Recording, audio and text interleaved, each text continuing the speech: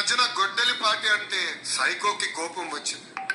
ఆ సైకోకి ఒకటే చెప్తున్నా, చూశారుగా, పదే పదే కూడా నారా లోకేష్ బాబు వాళ్ళ తండ్రి ఏపీ ముఖ్యమంత్రి చంద్రబాబు నాయుడు కూడా గొడ్డల పార్టీ అని వైసీపీ పార్టీని, జగన్మోహన్ రెడ్డిని అపహాస్యం చేస్తున్నారు. సిబిఐ విచారణలో జగన్మోహన్ రెడ్డి పేరు కానీ, భారతీరెడ్డి పేరు కానీ లేకపోయినప్పటికీ, సుప్రీంకోర్టుకు సిబిఐ విచారణ పూర్తయిపోయింది అని తెలిపినప్పటికీ పదే పదే కూడా ఏ సంబంధం లేనటువంటి వివేక హత్య కేసులో జగన్మోహన్ రెడ్డిని నిందిస్తూ, భారతీరెడ్డి వైపు వేలెత్తి చూపిస్తూ వైసీపీ పార్టీని గొడ్డలి పార్టీ అని అపహాస్యం చేస్తున్నారంటే సుప్రీంకోర్టును అవమానించినట్లు కాదా తెలుగుదేశం పార్టీ వాళ్ళు?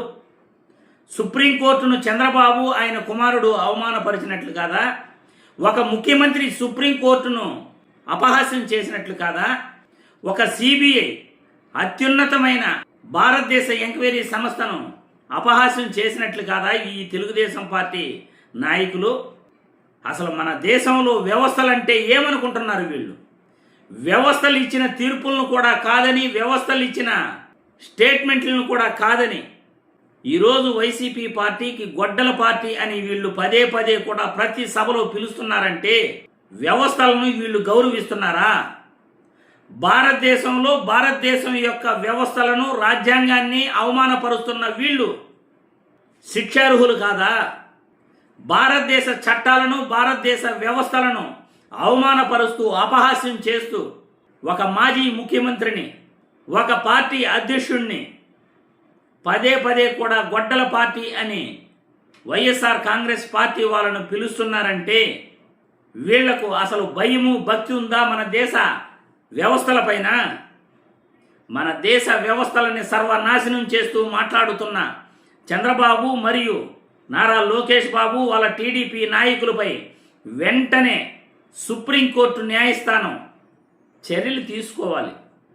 ఇది భారత రాజ్యాంగానికి మరియు న్యాయ వ్యవస్థకు మరియు సిబిఐ వ్యవస్థకు కూడా ఈ తెలుగుదేశం పార్టీ వాళ్ళు, చంద్రబాబు నాయుడు గారు, లోకేష్ బాబు గారు వ్యవస్థల్ని తూట్లు పొడుస్తూ, అవమానపరుస్తూ, అపహాస్యం చేస్తూ ఒక రాజకీయ పార్టీని గొడ్డల పార్టీ అని పదే పదే కూడా వీళ్ళు పిలుస్తున్నారు. ఇది వ్యక్తిగత విమర్శే కాదు, వ్యవస్థల్ని నాశనం చేసే మాటలు కూడా.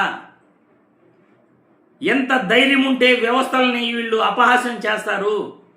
ఏమాత్రం కూడా భయం లేకుండా సిబిఐ విచారణలో జగన్మోహన్ రెడ్డి పాత్ర లేదు, భారతీరెడ్డి పాత్ర కూడా పూర్తిగా లేదని, సిబిఐ విచారణ పూర్తయిందని సుప్రీంకోర్టుకు తెలిపిన తర్వాత కూడా తెలంగాణ హైకోర్టు, సుప్రీంకోర్టు పదే పదే ఈ యొక్క వివేక హత్య కేసులో ఏం విచారణ చేయాలి అని సునీతిపై కోప్పడినా కూడా జగన్మోహన్ రెడ్డిని గొడ్డలి పార్టీ అంటూ, వైఎస్ఆర్ కాంగ్రెస్ పార్టీని గొడ్డల పార్టీ అంటూ, సైకో అంటూ వివేక హత్య కేసులో వీళ్ళు మాట్లాడుతున్న మాటలపై వెంటనే చర్యలు తీసుకోవాలి.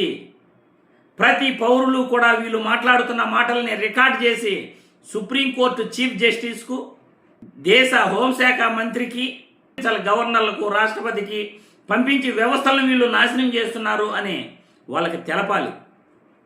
ఇలా వ్యవస్థలను నాశనం చేస్తూ, వ్యవస్థలను అపహాస్యం చేస్తూ, భారతదేశ చట్టాల పట్ల గౌరవం లేనటువంటి ఇటువంటి వాళ్ళని ఖచ్చితంగా చర్యలు తీసుకోవాలి. ఎంత దుర్మార్గమైన మాటలు మాట్లాడుతున్నారంటే గొడ్డల పార్టీ అని, మేము అధికారంలో ఉన్నాం, మమ్మల్ని ఎవరు ఏమీ చేయలేరని మాట్లాడుతున్నారా? మీకు హడ్డు అదుపు ఇంకెవరూ లేరని మాట్లాడుతున్నారా? ప్రజలు రోడ్లపైకి వచ్చిన రోజు, ప్రజలు తిరగబడిన రోజు మీలాంటి రాజకీయ నాయకులకు నిజంగా ఎన్నికలు అనే వ్యవస్థ ద్వారా మూటగట్టి బంగాళాఖాతంలో విసిరేసేస్తారు. అదే తిరుగుబాటు అంటే. మిమ్మల్ని కొట్టడం కాదు, తిట్టడం కాదు, మిమ్మల్ని ఓడించడమే తిరుగుబాటు. మీకు డిపాజిట్లు రాకుండా చేయటమే తిరుగుబాటు. మిమ్మల్ని మూలను కూర్చొని పెట్టడమే తిరుగుబాటు. ప్రజలు తిరుగుబాటు అంటే నా అర్థం. మరి ప్రజలు ఆ పని చేసే రోజు దగ్గరలోనే ఉంది అని నేనైతే ఈ వీడియో ద్వారా స్పష్టం చేస్తున్నా.